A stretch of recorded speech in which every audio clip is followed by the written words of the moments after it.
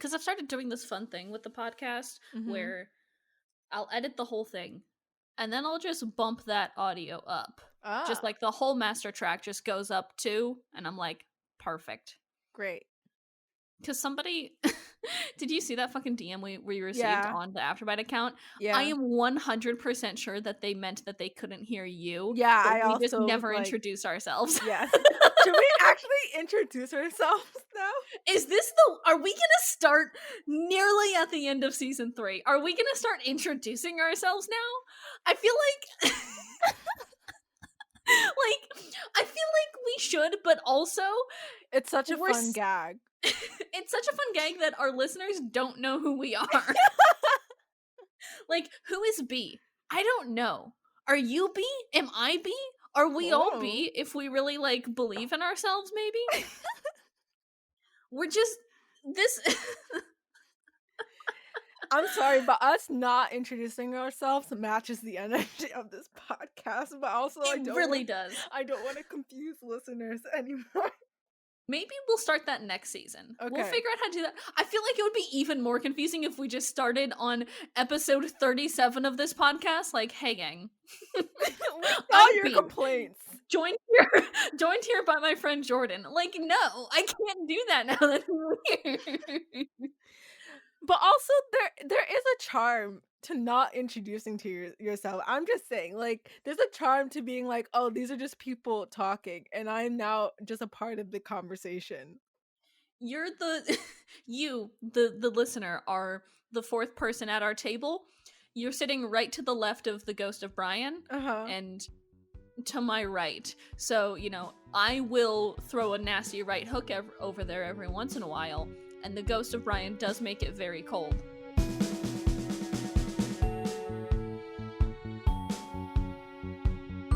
Hey, hi, hello everyone, and welcome to Afterbite. It's a Vampire Diaries fancast. It's only 10 years too late.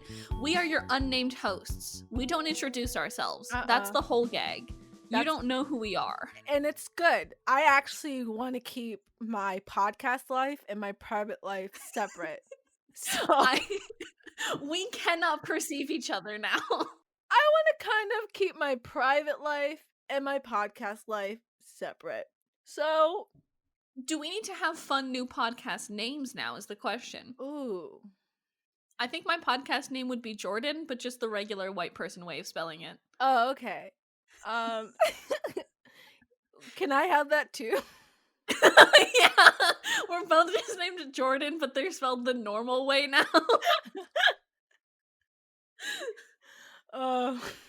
This episode is already off the fucking rails. I know you, the listeners, don't know what happens before we press record, but Brian's microphone has been having some troubles, so he literally was here. So the ghost of Brian is still fresh. Very present in our lives.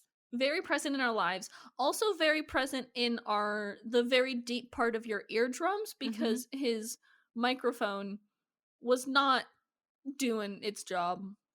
Unless its job was to be making a god-awful Skrillex song. I know for a fact that happening in my headphones is going to affect me later on today.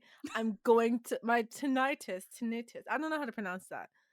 I had to look it up once because I was like, I don't know how to pronounce that. But basically, tinnitus. My tinnitus is going to be acting up later today because of that one incident. I know it for a fact. Yeah.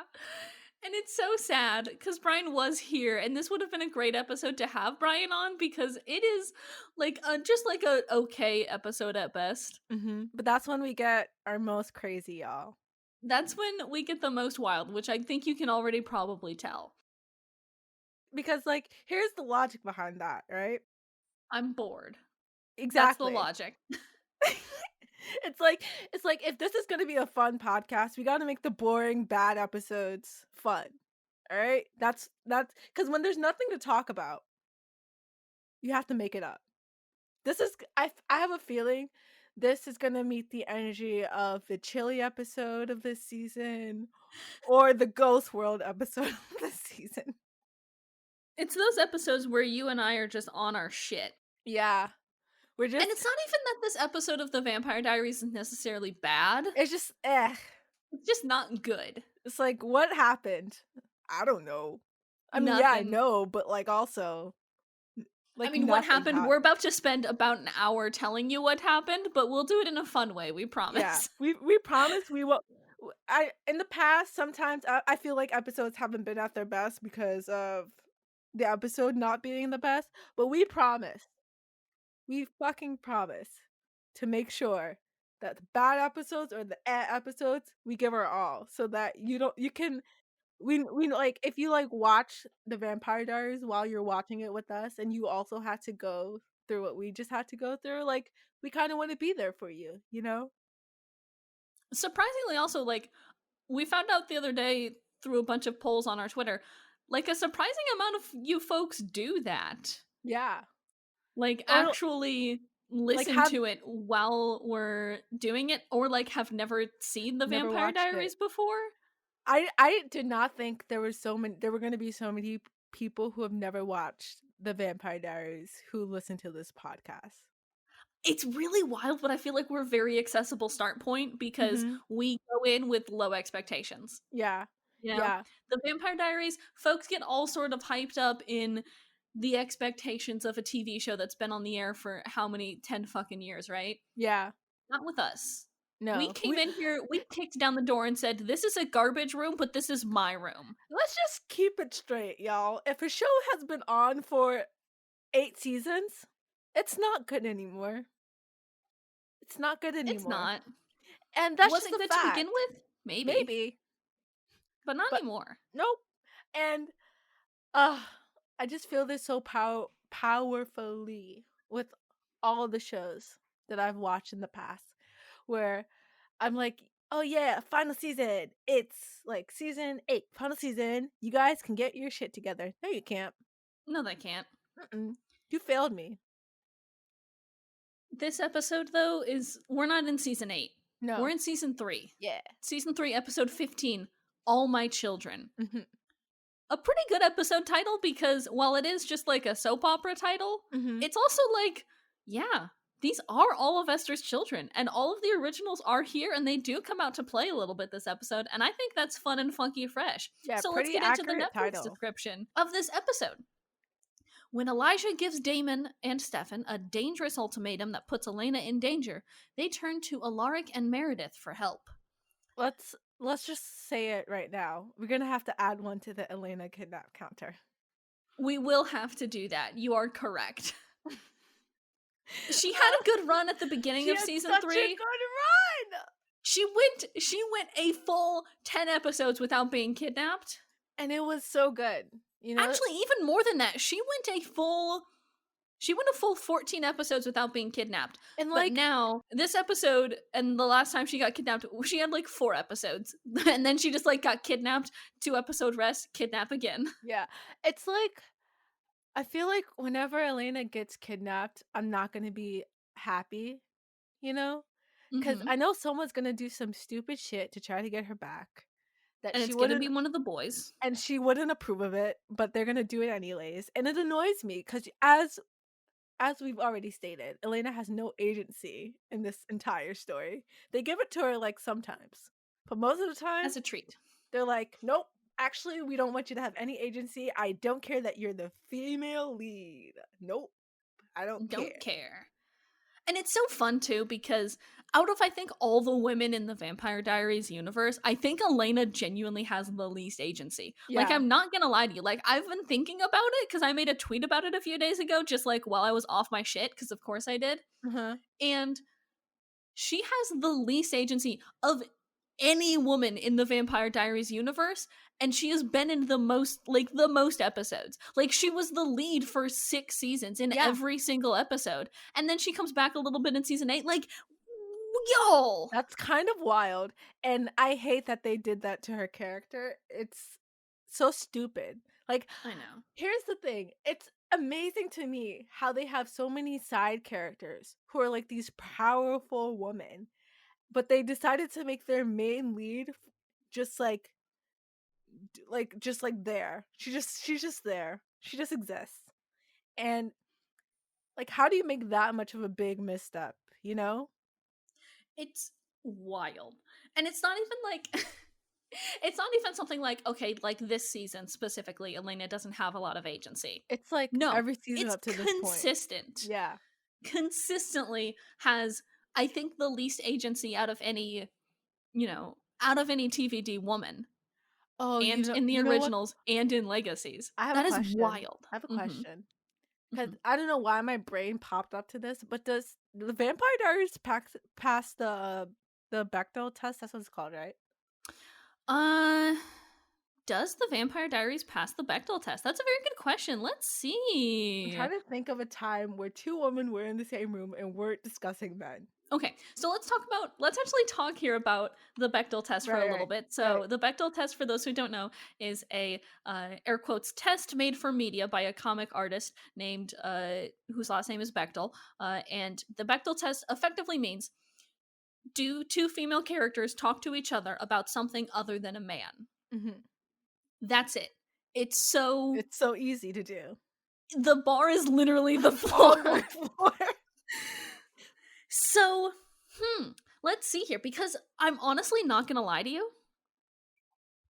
Okay, so like, yes, yes, there are multiple women characters. Hmm. Yes, they all have their own plot lines where Right. they do things. Yes, they interact with each other quite a lot. Do the You know what? I think maybe the only instances might be to like think about, because I'm just thinking like in general about like character roles and stuff like that.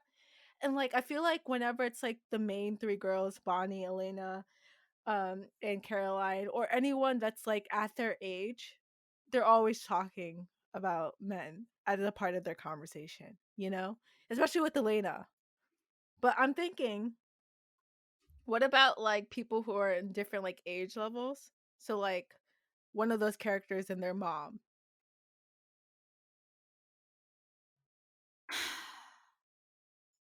I don't think, I'm not gonna lie to you. Hmm. I don't think TVD passes the Bechdel test. Yeah, same. Because the The women only are always talking about the problems in the episode, and the problems are men. nearly all men. Yeah. Like, yeah, there's multiple characters, and they do, like, they do talk to each other. I don't know as though. Okay, so as of now, I don't know as though TVD has passed the Bechdel test. Yeah, same. And if we're wrong and you can think of an instance, please like DM us Add us or on add us Twitter. on Twitter. But I can't think of an instance so far that they have had that, which is not surprising, honestly. Or if it does not pass it every episode. Yeah, Which, no, I mean, is most fine, but I don't definitely. think it even passes it a majority of the episodes. Wow. And honestly, I'm not surprised. Oh, I am not shocked at all. That makes sense. Like, I know the originals and I know Legacies passes the Bechdel test, Yeah, but they have a lot more problems that are not based solely upon men, yeah. which is surprising to say. It's just those damn Salvatore brothers. Everything revolves around them. Yeah. And like also here's the thing, right? Like I don't think necessarily like it would be hard for them to have that scene, just because even though every problem, like every like main episode, not every main, but most main episode problems revolve around them and men. Hmm. Like there are definitely subplots where they don't have to be involved in, you know? And yet, And yet it doesn't happen. it's also really fun to me. I think this goes back to one of my sort of like one of my gripes with TVD is we talked, I think you and I have talked about at length about how sometimes Bonnie, Caroline, and Elena don't feel like good friends. Yeah. It's because they don't have conversations all that often about things that aren't men.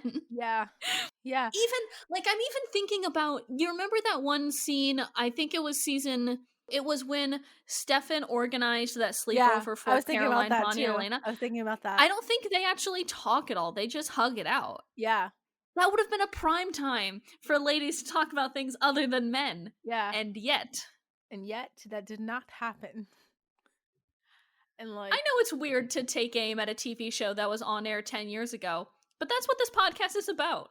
So but fucking also sit this down and strap in, kids. but also this test has been around since the 80s, you know? It's not some like new concept. So like It's not like a new age, newfangled concept for women to talk to other women about things that aren't men. yeah. Literally. And So it's not even a high bar, and it's not even like a good test, yeah. right? Like it's not even like there are, for example, probably some feminist movies that don't pass the Bechdel test because, the main conflict of those is with men and it's women Right. overcoming their men or whatever, right? But I the bar think is literally so low. I think this just even though it's like not like a good indicator for something being a feminist text, I think it's a good thing to tack on to something that is inherently not feminist. This show inherently hates women so goddamn Yeah. bad. This show really does hate women. I'm not We say it as a joke, but it's also the truth.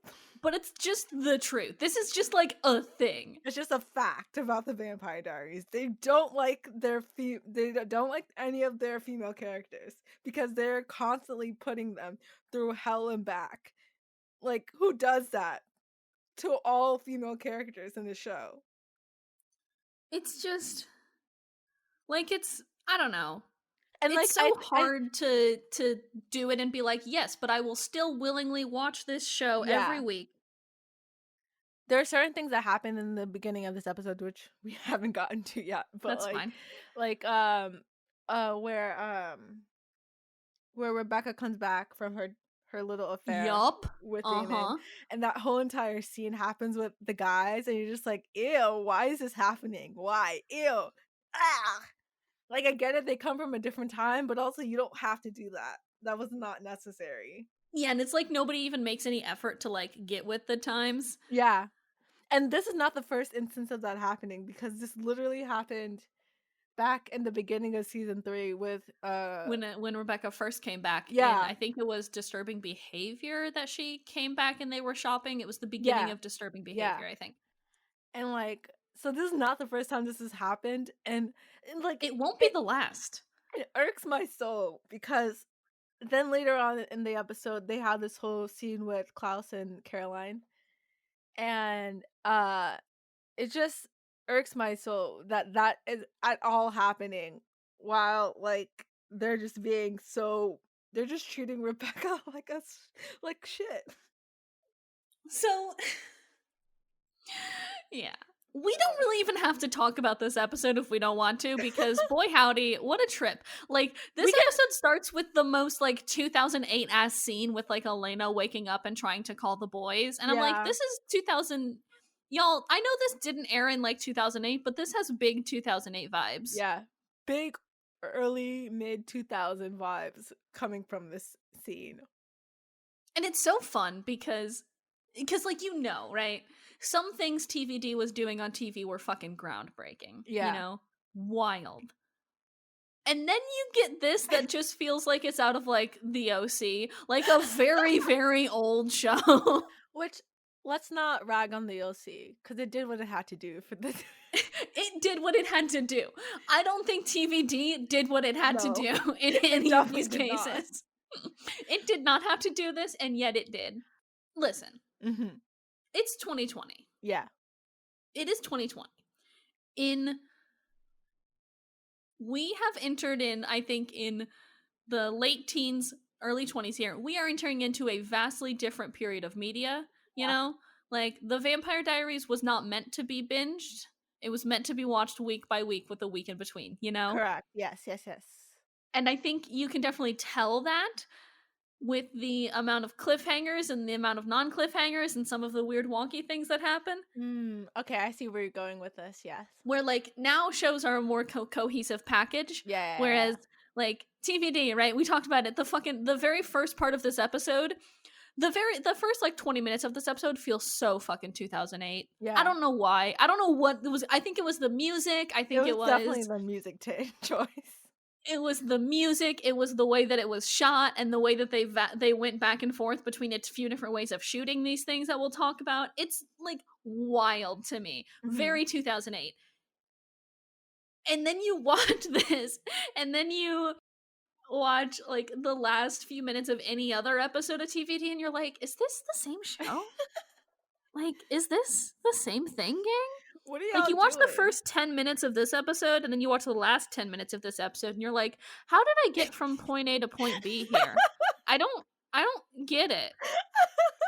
Like, the last part of this episode, very good. Some wild shit happens. First part of this episode, like, What? are we really, gang? Really? What is going on here? What are we doing, y'all? Do you guys have a direction at all? Or do you just like slap things together and then say, okay, and then call it for a day? And then like, all right, we did it. I think also a lot of the things fall with pacing because okay, you know what? We're abandoning talking about this episode step by step like we do because that's fucking dumb because I don't like the first 10 minutes of this episode. Yeah. Basically, Rebecca gets like slut shamed by her brothers. Yeah. That's not cool, gang. Let Don't a woman do make that. her own choices. I know you're from like 1004, but like get your shit together, gang. Elijah starts to unravel the plan that Esther has found. I have a lot of problems with the way that they have handled this Esther plan to kill all her kids. Okay? Yeah. And let me lay them out for you right now. Okay. We found out about this plan last episode. Correct. The plan comes to a head this episode. Yes. Like, why is it one after the other? Exactly. Like, everything else, I feel like every other major threat that we've had on TVD has happened over the course of, like, a whole fucking season. Yeah. All of season 2. Like, we learned about the fucking curse in, like, season 2 or what the fuck ever. And that didn't come to a head until the very end of that season. You expect me to be scared when I know I just found out about this evil plan last week. Like, I knew it wasn't gonna work out because you guys wrote an episode about it right after it. Exactly. Like, I could see if here's the way I would have accepted this episode going, right? I would have accepted if this episode was all about the original kids and about who they are. I would have accepted it if you would have tried to spend some more time making me care about them and therefore spent giving Elijah a little more time to figure everything out and therefore building that tension a little bit more. No tension was built. I would have preferred it if we spent a whole episode with Esther just in the background staring at her children moodily. I would have been like, oh shit, there's tension here. Okay, what's up? This episode, halfway through the episode, the plotline has been resolved. Yeah. Like, truly, I know we make fun of Brian saying this. There are some good moments in this episode, but overall, the fact that this plotline is resolved entirely too quickly ruins the whole thing for me. Yeah. It ruins the whole kit and caboodle here. Like, I think because, like, I knew in my soul, in my heart, it wasn't going to work out. I paid less attention this episode. I was just like, I don't really care because I already know it's not going to work out. Yeah, it's just, it's a bunch of wild storylines. Like, I don't know. I wish this episode was more important. Yeah. Or more scary. Yeah. Because even though, right, I may say that I hate when this show keeps me in suspense, I would have preferred, like, a little bit. Like, just a little bit. Like, when I say I hate when the show keeps me in suspense, and I mean that in, like, a good way. Like, like this is uncomfortable, but, like, it's meant to be uncomfortable. And, like, I like hate that, but I also like that. There was no tension. There was no stakes to be built. I knew what was gonna happen. Like, I saw every single plot line that happened. I was like, predictable, except for like the last part, obviously. But every part that happened, I was like, predictable. I saw that coming. Like I'm gonna skip later to the episode. Like when Elena gets into the that little cavern thingy. Like, even like just when she went down there, I was like, I think she's gonna go into like the place where the coffin is. I was like, that's down there. I know it's down there. She's eventually gonna get there somehow. Like, things like that, where I was like, yeah, I saw that coming because this is boring and you guys didn't do anything fun and you didn't go into. You only have so much of a set budget, so of course she's gonna go back there. You know? Yeah, like, it wasn't great, and like, I don't know. There's something that frustrates me about the episodes that are just like have potential to like be like really good, but they're just not. you know? So the core point of this episode, just because we've been at it for a while and we haven't really said, what's going on here. The core point of this episode is at very early in the episode, Elijah puts together that his mother did a privacy spell when she was meeting with Elena. So he knows something is up. Shenanigans are afoot, and Elijah, ever the keen-eyed detective, has figured out that there are shenanigans being had. Mm-hmm. He enlists Rebecca to help him out because that's his little sister. She'll stick by him and do what they're trying to do, because he doesn't trust really his other siblings, and because Klaus and Cole are day drinking for some reason. Mm-hmm. So Elijah knows shit's going down. I would have so loved if we had more time with Elijah picking through and figuring out what's going on. Yeah. It was just like 1, 2, he knows. And then, so what happens here is Elijah talks to Elena, and he takes her on a little drive to just like a forest in Mystic Falls. And he's like, hey, I know you fucking lied to me. Which I gotta say was fun. I enjoyed that little back and forth where Elijah was like, I fucking hear your heart, dumbass. And I was your like, heart is beating real fast. And I was like, yeah, that makes sense, of course. Thank you for putting that there. Exactly. He's like, I know when you're lying to me because I can hear your heartbeat. Damn, Elijah. Fucking get her. Go for it. So, Elijah kidnaps Elena, and he enlists Rebecca's help to keep her kidnapped and safe, while he goes and threatens the Salvatore boys to stop whatever spell his mother is doing. At this point, Elijah doesn't know what his mom's doing. Right. He doesn't. He just knows that she's going to do some sort of spell, and it's probably not going to bode well for him. And I think Elena said that she was going to try and kill all of her kids. And so Elijah knows that there's a threat of death here, and he knows that his mom could probably do it. And so who does he get? Tweedle-dee and tweedle-dum. The Salvatore boys. And he's like, yes, these are my champions. You too. You'll get what I need to get done. And so he has the leverage of Elena. Elena's stuck down in some caves with Rebecca. The other thing here is I never felt like Elena was in danger. Yeah, same. During this episode. There was nothing... Like, yes, Rebecca is probably the only Michelson who has a valid claim to hate Elena Gilbert. Love that for her. Love that about her. She was always reined in by Elijah, and this episode is no different. She is under express orders not to kill Elena until 9:07 or what the fuck ever. They said a very specific time for some reason. Yeah, it was 9:07, and I don't know why. Oh, I know why. I mean, it's because it was like the moon or whatever. Yeah. But like, why 9:07? Why'd you make that your like line in the sand here? You know what would have been a cool episode title? 9:07. 9:08 p.m. Oh. Wait, no, I thought it was 9:06. I think it was 9:06. Yeah, the moon, they have until 9:06 to break the bloodline, and then at 9:07, Elena's gonna die, because Rebecca's gonna kill her. Right. So what do the boys do to get this shit under control? Well, they enlist Alaric, who's out on a date with Meredith. There's something to be said about the sense of dread that I felt for Meredith when I saw that she was on a date with Alaric. There's something to be said there, you know?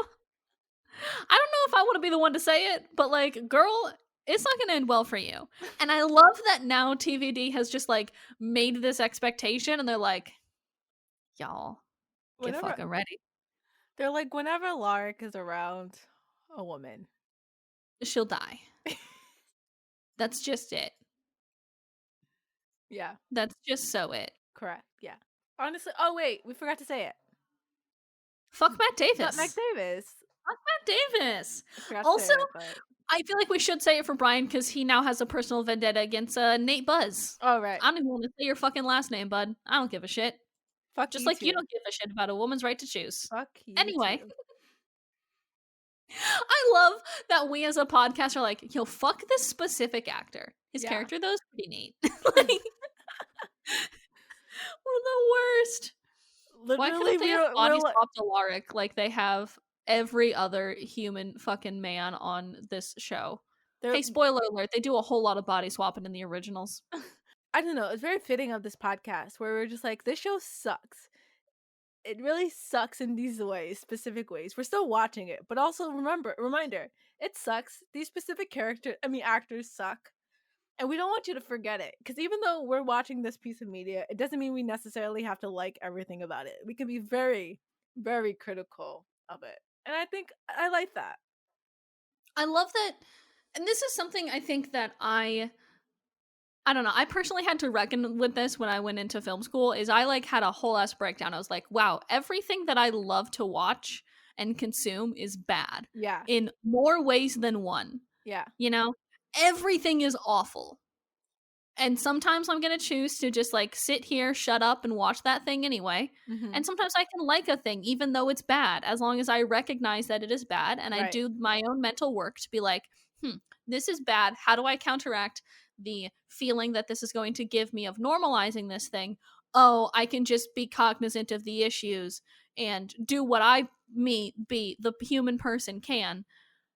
And To that's like raise awareness about those issues too. exactly. Like, as long as I can do what I, the person, can, I also am going to give myself a pass to just sit my ass on a couch and watch 7 seasons of The Vampire Diaries in 3 weeks, which is what I Mm-hmm. did. Yeah. I think a lot of people in on like Twitter in general, on like Stan Twitter, I feel like a lot of them have very much black and white thinking when it comes to a lot of things. And like some things that are like truly unforgivable and like I don't know. There's like a certain line that can be crossed for me where I'm just like I actually can't consume this form of media anymore. Like it actually is Yeah. damaging. Like the whole R. Kelly situation.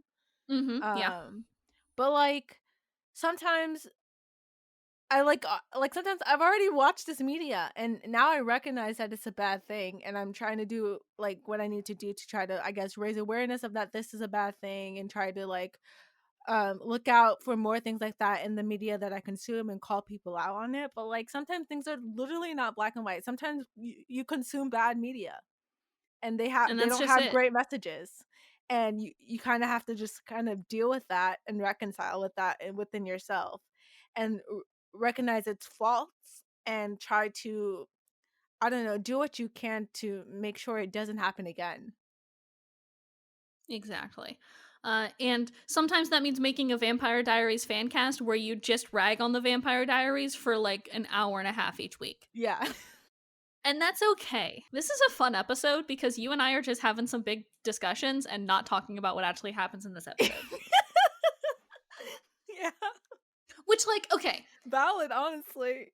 exactly, because this episode, weird, and it sets up some interesting stuff, but again, like I said, it does not have that tension. It just, like, the tension, usually it is a string. This week, it falls away like a limp fucking noodle. It is just overcooked al dente pasta up in here, and usually that's good for eating, not for watching. I think you guys should appreciate the fact that we're barely talking about this episode and then instead just having big discussions. I think you should appreciate that because we could like the alternative is us just like going through what happened in this episode Exactly, and I and hate just it when episodes feel like that. yeah. Yeah.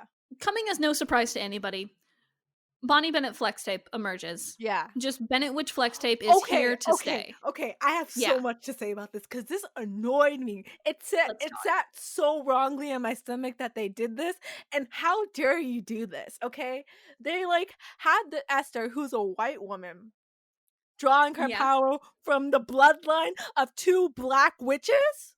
Even like no, not like that bloodline has always been black. Like, do we remember Ayana? She was all the Yeah, way back yeah, there. yeah, yeah. Just from the bloodline of black witches in general. And she's just drawing power for it for her own like devices, and they're like completely helpless in this entire situation, no agency whatsoever in what they can do to do anything. And it frustrates me that they did that. Why did you do that? Who decided on that? And when I saw that was happening, I was like, that's a hate crime. That's literally a hate crime. And then she also like then takes their hands and then calls them her sisters, and I was like, that's also a hate crime. I was like, that's not allowed. I'm sorry, you're not allowed to do that. Who wrote this episode? Because that was wrong of you to do. And I could tell that there's no black people on the writing staff when you did this one. Yeah. And it's even wild too, because like she straight up says, she's like, this connection is hard to maintain, so you guys just need to like sit here. That's it? Yeah. That's all you're making them do? To draw from the ancient power of their supremely powerful witch bloodline? They just gotta be there? Like, they just have to be within range like it's a fucking Bluetooth headset? Like, what? Like, they literally also just don't do anything this episode. They're just there because this white woman needs them to be there. Huh? What? You couldn't have given the storyline to Bonnie instead? You had to do it this way? This is the way you decided to do it.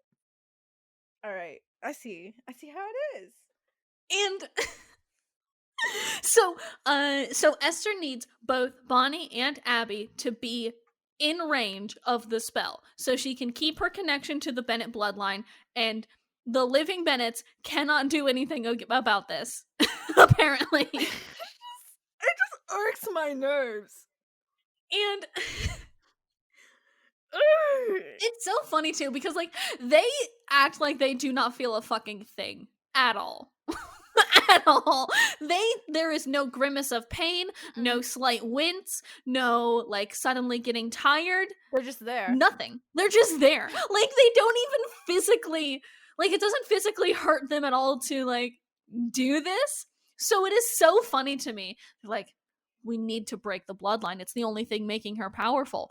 Are you sure, gang? Are you absolutely sure? Because it does not seem that way. It blows my mind. The storylines that these white people will come up with. I feel so sorry for everything Bonnie Bennett went through. Even like the first time I watched this series, I was like, okay, yeah, you know, this is bad. Yeah. And then I fucking got my head on straight and found out about class and race consciousness, and I was like, oh, this is bad, huh? Yeah. The core of what Elijah asks Tweedle-dee and tweedle-dum Salvatore to do is break the Bennett bloodline so that Esther can't draw from it, basically. Yeah. And to do this, they would need to kill Abby. Just like... Also, they didn't even make it clear that they had to kill Abby. To me, it just seemed they like were acting like they could kill both of them, or just either one. Yeah. Like, take your pick, dealer's choice, kill a Bennett. What? What? On so many levels, this show. It's like, why? Who put you guys up to this? I want to know. Who wrote this episode? I actually want to know. Let's look it up. It's Michael Narducci and Evan Bleiweiss. Oh, so it's two white men. You guys are writing these storylines that are very offensive, in my opinion, and just like dialogue like my sisters, huh? And it's disrespectful. It's rude. It's disrespectful, and you guys should apologize. Apologize to Cat Graham. Everyone who wrote on this show needs to apologize. Everybody needs to apologize to Cat Graham anyway. Like just like, I don't understand, right? I don't understand why you guys are not on your knees begging for forgiveness to this woman. Like, I'm gonna need all y'all to like get out your pen and your paper. I know we're in quarantine, so you can't go up to her directly, but get out your pen and your paper, write an apology letter, and send it her way, because that is so rude. Yeah. Y'all get on my last nerves. And I know this won't be the last time. I know for a fact it will not be even close to the last time. I know for a fact that the Vampire Diaries is gonna irk my nerves. The Vampire Diaries is gonna irk you. Probably a lot of the originals is gonna irk you, because now that I'm thinking about it, a lot of these same things happen, but there is a more diverse writer's room, so It's a little better, but still not super great. The Salvatore boys are gonna murk Abby Bennett. Yeah. Straight up. They're gonna kill Abby Bennett. Yeah. Or will they? Which if they like here's the thing. Y'all are dumb. Salvatore brothers, you're dumb. Because you know Elena wouldn't like it. And this is not the first time you guys have attempted to try to do something that would be detrimental to Elena if she were to live on, you know? You have one character and they're like two characters actually, and they're like, I know that like Elena wouldn't want this. But like I'm selfish about her and like having her alive and loving her. So because of my selfishness, I must do this thing, even though she wouldn't necessarily want it, you know? She's Mhm. willing to sacrifice her life for others. But like I'm not willing to give her up, you know? Like it's all about me. It's what I'm comfortable with. And I'm comfortable with killing this one character. Even if this person who it's for wouldn't appreciate it. But That's she's not annoying. dead, don't worry. They just turned her into a Oh vampire, yeah. so she couldn't be a witch. Which is nice, but also not nice. Yeah, also not great, y'all. No, also not great. Especially because of the fact that like Bonnie, hates vampires, as witches And do. clearly asks them to like not do it. Uh-huh. And then they're like, actually, no, we gotta save Elena. Also, okay. Also, Okay. this annoys me. This like constant theme throughout the episode of like, oh, we have to save Elena. Oh, we have to save Elena. Oh, we have to save Elena is like so annoying. It's And also so fun. We can get back to that because I do have some stuff to say about that and I feel like we're going to have a good talk about it, but let's kind of like just recap the very last part of this yeah. episode just to let everybody know what happens. Yeah. So, Damon and Stefan come up with the plan to, before attempting to kill Abby, they come up with the plan that now that all the originals are linked, if they stab one original with a dagger, then they're good to go. Mhm. Then all of them go down, and you don't have to worry about them dying because they're all down. So you at least buy yourself some time. Cool. Great. Love that. They make Caroline come in as a distraction to for Klaus, which continue. We're gonna truck through it though. Then they have Alaric and Meredith team up to stab Cole in the back. Fun. Fun. It doesn't quite work though. Mm-mm. Alaric gets his ass kicked. Meredith takes him back to her apartment to take care of him. And then Stefan and Damon are out of fucking luck. And they need to kill one of the Bennetts. Correct. Cool, I guess. I guess this is what So we they have turn to Abby deal with. Bennett into a vampire. Right. Elena gets in some very not real danger with Rebecca. And by very not real danger, I genuinely this whole time did not think that Elena was in any danger. Correct. Same. It was both because my logical brain said, well, she can't die, she's the main character. Right. But also because Rebecca's threats this episode felt very empty and because you knew it was going to get resolved in one take. So you're like, okay, whatever. Yep. There is a fun bit though where Rebecca sets the room that Elena's in on fire and records her. That was cool. Which I think is very fun and nasty, and I'm into it. I like that. That was the cool move by Rebecca. Even though Smart move by Rebecca. Even though, Elena's safety was in danger. Very cool to watch. Very fun to watch. Also, fun is that like the boys made no effort to find Elena. Yeah. She wasn't that hidden, y'all. Nope. It was just in those creepy tunnels. I kept thinking like, how do they know what's going on with Elena specifically? How do they know she's not like here's a big misstep from their part. Is that instead of like trusting that Elena's got this, and that she might be fine down there, and that maybe everything will work out. Yeah, maybe she'll be fine. Oh, actually, no. They don't know anything about what's going on with her, and they just assume she's in trouble, and she needs their help. Yeah, like I know Elijah was like, "I'll kill Elena if you don't do this," but also, he's Elijah. Yeah, they're pals. They're buddy cops here. Also, Elena's pretty smart, I would say. yes, she can probably get out of this. And she did successfully. And then they like it's like I think that's what annoyed me the most is that she got out of there fine, and then they still had to kill Abby. That's what annoyed me the most. Because if they would have done some sleuthing, or if they would have just trusted Elena to do what she had to do, that didn't have to happen, and the big bad of the season would have been done. And like, it's so, I don't know. This whole episode felt like a limp noodle. It felt like, oh, I don't know how to explain it. Like, it felt like one of the bad endings to the end of a mystery book, where everything fits into place. It makes sense, but also it feels like something's missing. It felt like this episode, while cool, was missing a strong central plot line, even though like it was there. Yeah. Like, that's the wild part about this episode, is it felt so empty, but like, character-wise, very fascinating. Yeah. Right? You have made it so no character is either just the good guy or the bad guy. Love that. Right. Love that. Very much. Love that. Love the character work this episode. Love the fact that the strong main central plotline is that Esther's gonna kill her kids. You're right. Cool. Love that.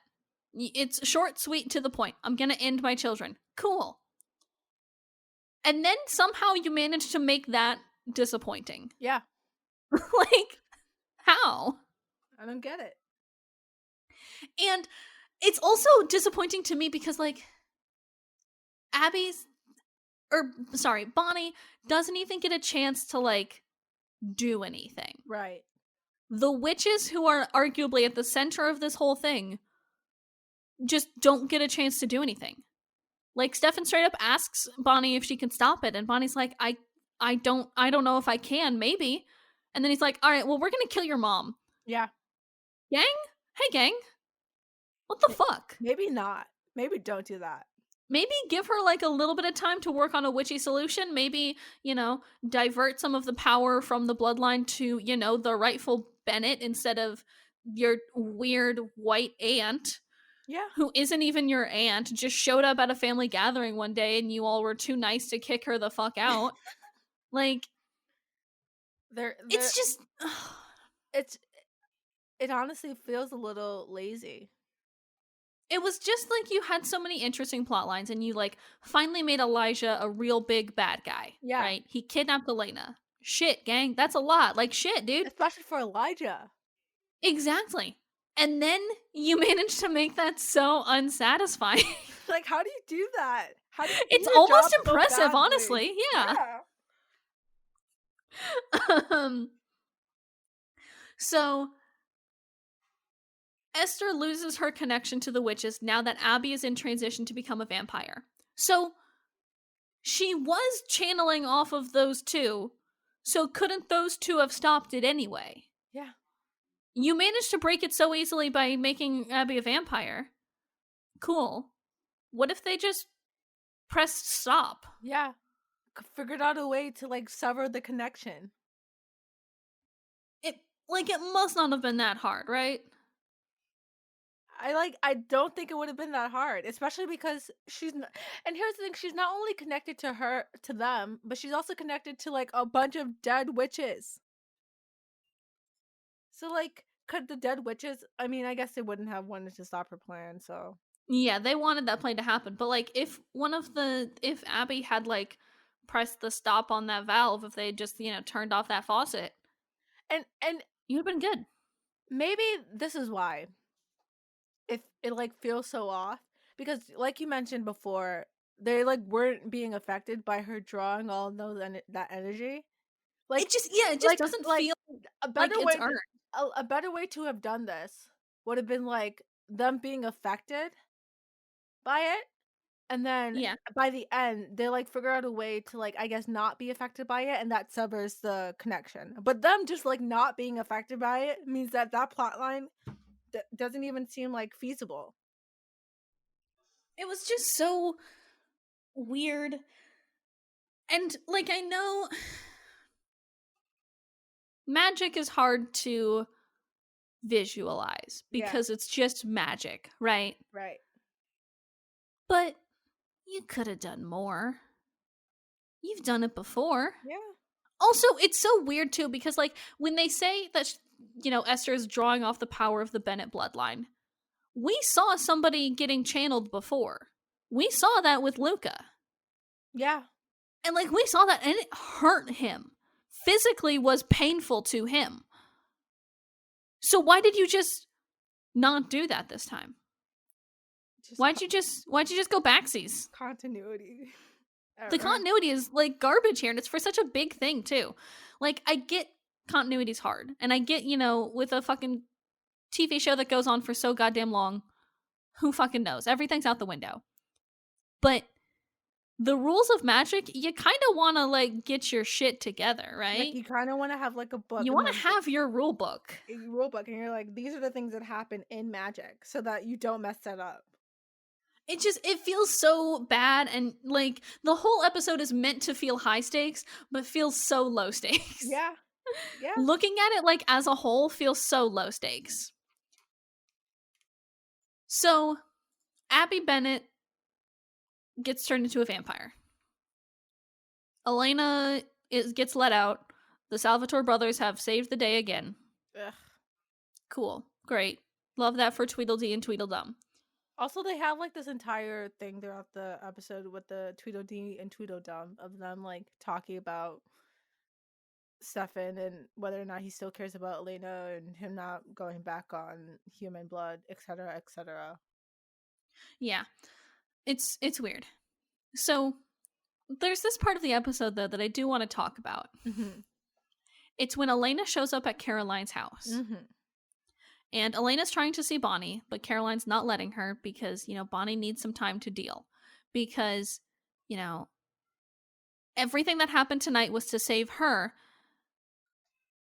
And then Bonnie suffered for it, as Bonnie always does. That line, I was like, yeah, correct. And that always happens. I want to know how a show can be so self-aware and then yet still do it. Not even know where their own fucking hand is. They couldn't see their own hand if it was in front of their face, and yet they're like, Bonnie's always the one who gets hurt when we're trying to save you, Elena. Also, why is everybody trying to fucking save Elena still? Yeah. Why? Like, I get she's your best friend. I get it. This one, though, I would have let it kind of happen. Yeah, like, everything that was going on with Elena, she could have handled it herself. And she did. She most definitely did. Honestly, I cannot even really fault her. I'm always gonna have to fault the Salvatore brothers. Because they're always doing shit that no one needed them to do. Wasn't necessary. Yeah. And now Elena has to suffer because of y'all. Like there's like this line earlier in the episode where Damon and Stefan are fighting or whatever about Elena, and Damon's like, I guess she's like better off without the both of us. And I'm like, yeah, you're actually right. That's correct. She would be better off with both of you. They're just like so annoying. And like sometimes Stefan is like a little less annoying. Like I was so hoping. And like I guess this couldn't happen because, Stefan is, I don't know, his humanity is kind of off right now. But maybe it's coming back. Yeah, but I was like, maybe a good way to show it was coming back was have him resist a little bit. I don't know. There was like no resistance from him. He was just like, all right, this is what we got to do. Let's just do it. The whole big I think the emotional crux of this episode, or the big emotional moment that happens here, is that Damon and Stefan kind of have a little heart-to-heart, and Damon is like, well, I can see that you haven't drank human blood in a while. How long has it been? And Stefan's like, oh, since I almost drove Elena off of Wickery Bridge. Well, number one, hey, good wake-up call, bud. I'm glad it finally happened. I'm glad we're just realizing it now, but hey, good job. They both say that Elena is better off without them. Right. And yet they continue to insert themselves into her life. Exactly.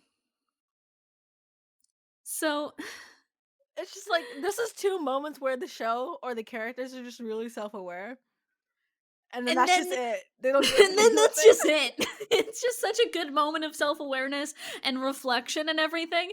And then the writers go, but I think they will continue to do that. I think this is like a great example of how the writers are unable to not write the same storylines over and over again, or unable to let certain characters grow.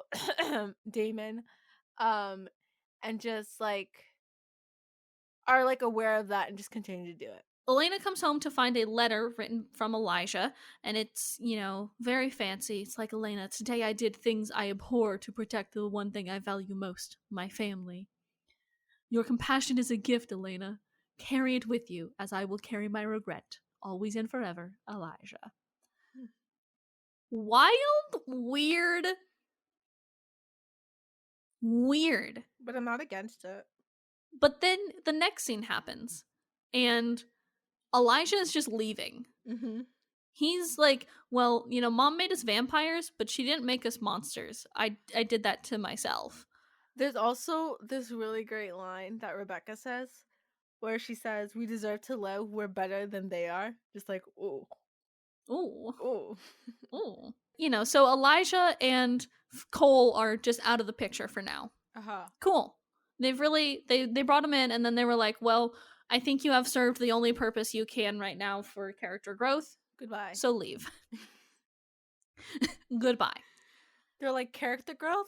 We don't have that in the show. Sorry, you gotta go. Get out of here.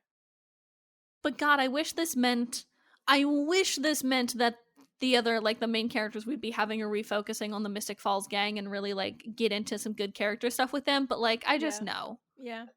And we're not. Nope. I'm sorry. We're not. So Klaus and Rebecca are the only ones left. And Rebecca says some nice stuff about, like, well, you're the only one who hasn't left me. And I'm just like, wow, Rebecca, she's just a little baby. Mm-hmm. She's just a little baby who...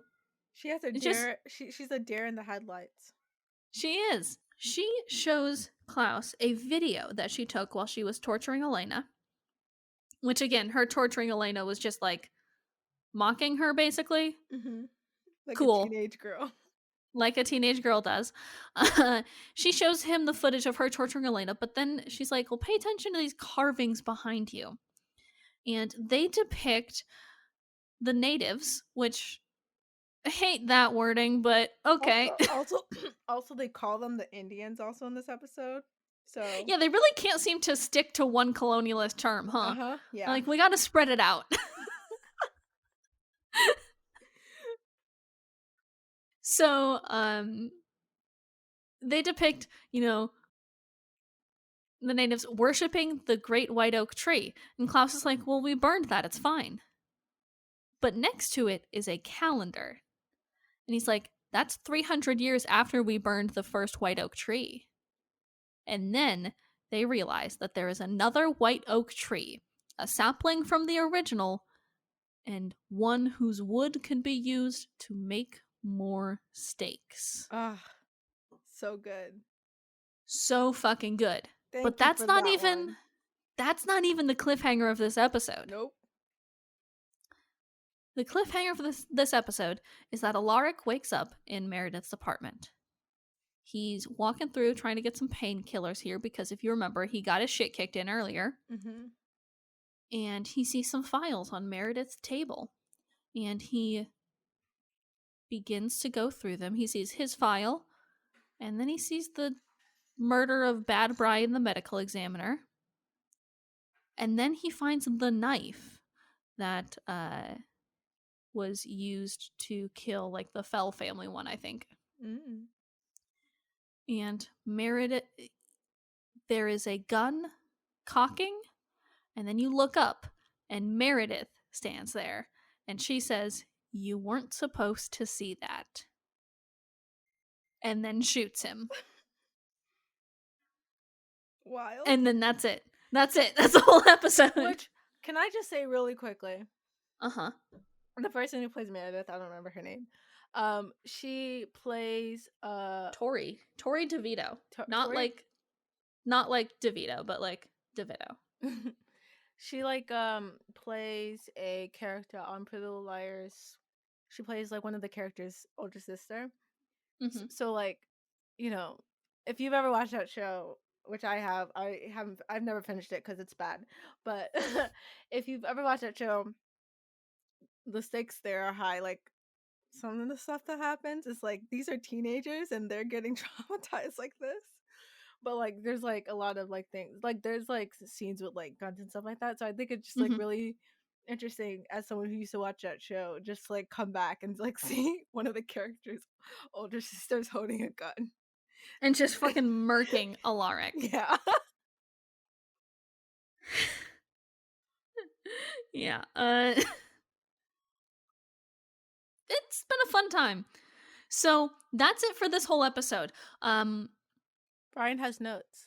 Brian has some notes that he wanted to say. Mm-hmm.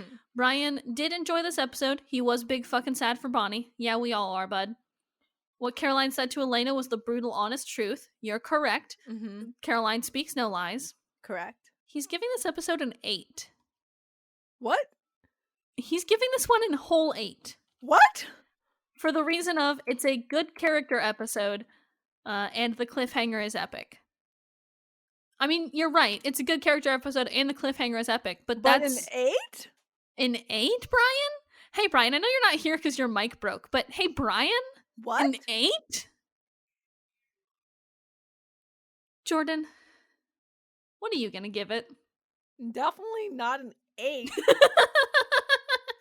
What? Okay. I don't like this episode. I don't either. There's maybe like good moments of self-awareness that they're not going to talk about again. Yeah, exactly. But like there's so much I hate about this episode. The whole like Damon and Stefan having to insert themselves and like kill Abby to like try to save Elena hurts and is just bad. No stakes involved in this episode, so boring episode. Starting off the episode with slut shaming, okay, not good. Like having Caroline be the distraction made me uncomfortable. Having Bonnie just like and her mother be these like source of power for this white woman made me very uncomfortable. Not a good episode. I don't like usually if it's like a nothing episode, but it's like not that bad, I'll give it like a 7, maybe. I'm not giving it a 7. I'm giving this a 4. A 4? I did not like this episode. I like You're giving this episode a 4. Okay. Not even I feel like not even the tiny good moments like the cliffhanger can save it. Okay? Cuz it was so bad. Damn. I didn't like it. And I'm just I think I'm just really angry about the whole Esther and Bonnie situation. That just boils my blood. Oh, I completely understand. I definitely get that. Yeah. A 4. I'm kind of with you there, honestly. Like, I'm gonna go low. I'm gonna give this episode a 5. It's there. It's bad. It's not a good episode. Like I know like I think the thing about it, right, is like if you're looking at it on a surface, you're like, oh, that was like one of those nothing burger episodes where it's like, oh, like not a lot happened, blah blah blah. But like I feel like for those episodes, there's at least like enough moments where I'm just like, it wasn't like great, but like it was like okay, and like this cool thing happened that I really enjoyed. With this episode, like it wasn't okay, it wasn't great, it wasn't okay. There were so many things that just like were bad for me. Like the whole like there's an oak tree, like there's like white oak tree cliffhanger, or the whole like the best thing that happened probably was a Lark getting shot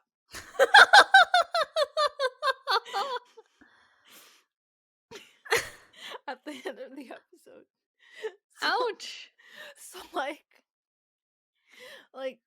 no, this is a bad like on the surface it doesn't look that bad, but when you really dig into like the things that they like, it wasn't only like one bad thing like with the whole Bonnie thing, but there's also small things like calling Native Americans the natives or Indians, like small things like that where it's just like no, this was bad. Yeah, it's It's like bad on different levels, small and then whole scale. It's just no good singular good compelling storyline happens all the way through to Yeah, actually make me feel any amount of dramatic tension. and like Like I said, a wet noodle. maybe like the Elijah stuff, like that's good character stuff, you know. But like, Sure. so what? Like he leaves this episode, so what? He's just gone for a while now, I guess. Who's the MVP this episode though? How do I decide? Can I just give it to Bonnie because she deserves it? That's what I mean, yes and no. Like Because she didn't really do anything this episode, but I just kind of want to like give her something. I just want to give her something. I just want to give her something for what she went through. Brian said Elijah because he did get shit done, and he did set the whole episode into motion. I guess Cool. so. I His could give it stuff to Ledge. felt the most deadly. Yeah. I also want to bring to the table here Meredith because she did shoot a lot. I want to bring to the table Meredith.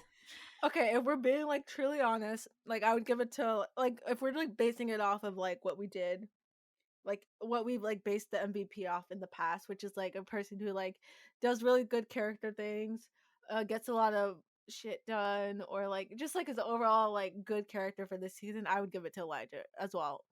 But Elijah. like Okay. if we were doing it for funsies, I would probably give it to Bonnie or Meredith.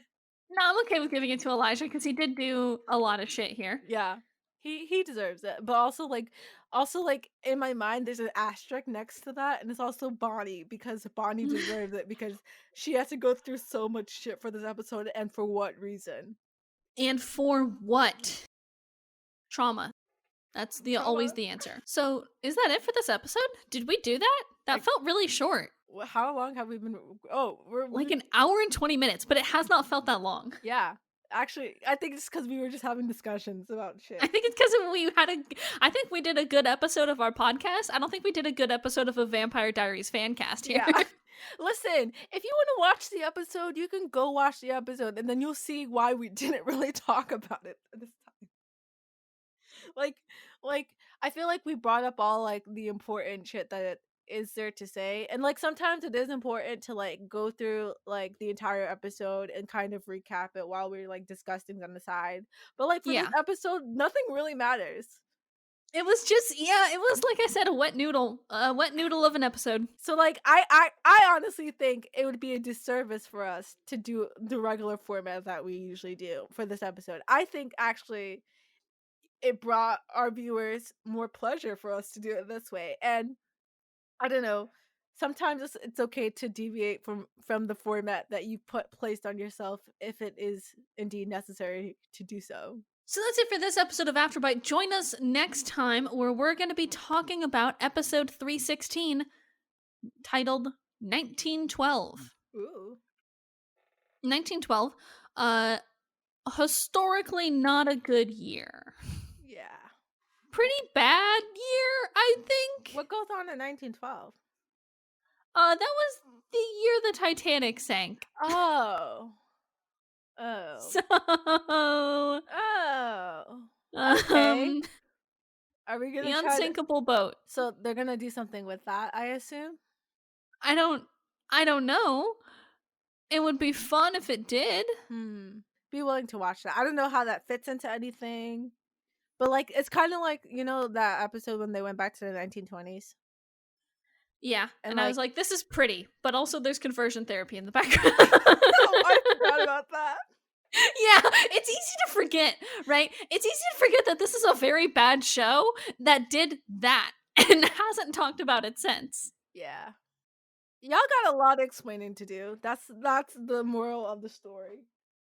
That's the moral of everything of Afterbite here. Like, yeah. There's so much going on that I just need an explanation for like, it. I need someone to write me an apology letter for like specifically. Actually, hey, after you finish writing Cat Graham an apology letter, then write me and every single person who's ever viewed this show an apology letter for what you put us through. Not like in a fun, like joking way when I like really like a show and like, oh, like I'm gonna call my therapist because like that was a lot of emotional trauma for me. No, I mean like you crossed some boundaries and you need to write me a letter saying sorry. Exactly. I need somebody to apologize for having Yeah. to sit through Yeah. like a good portion of the episodes of the Vampire Diaries. Yeah. I would like the letter to specifically come from Julie Plec herself because she needs to pay some reparations.